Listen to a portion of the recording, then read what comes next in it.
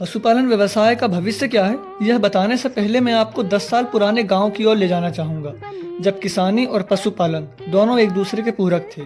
किसान भाई जो खेती करते थे, उसकी पराली और अनाज अपनी गायों के लिए पूरे साल का स्टॉक करके रखते थे, जिससे पशुओं का सारा फीड मैनेज होता था।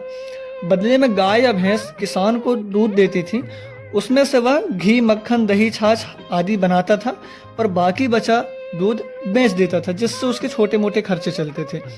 पर धीरे धीरे समय बीतता गया और किसान खेत से जो अनाज पैदा करता था उसके दाम भी बढ़ने लगे, पर दूध के रेट में कोई खास इजाफा नहीं हुआ। तो किसानों ने दिमाग लगाया कि जितना अनाज वह अपनी गाय को साल भर में खिलाएगा, उतना अनाज बेचकर जो पैसा मिलेगा उससे साल भर दूध खरीद के खा लेंगे और ऐसे में गाय की सेवा भी नहीं करनी पड़ेगी। इसलिए उन्होंने अपनी गाय किसी व्यापारी को कम दामों पर ही बेच दी, या तो कोई छोटे किसान वर्ग को मुफ्त में दे दी। और इस तरह किसानों ने 10 सालों में 90% किसानों की बात कर रहा हूँ, गौ सेवा भी छोड़ दी और घर पर दुग्ध उत्पादन भी छोड़ दिया। दोस्तों, यह तो पशुपालन का इतिहास था।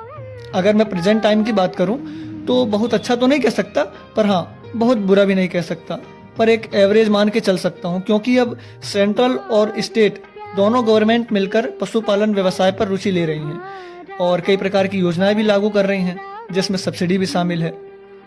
पर इन सब से हटकर जब मैं फ्यूचर की बात करता हूं तो मैं पूरे कॉन्फिडेंस के साथ कह सकता हूं कि पशुपालन व्यवसाय का भविष्य उज्जवल है, क्योंकि हमारे देश में लोग दूध से बने प्रोडक्ट खाना तो छोड़ नहीं सकते। ऐसे में जब प्रोडक्ट की मांग ज़्यादा होगी और पूर्ति कम, तो रेट ऑटोमेटिक बढ़ेंगे, क्योंकि बिजनेस डिमांड एंड सप्लाई का ही तो खेल है ना।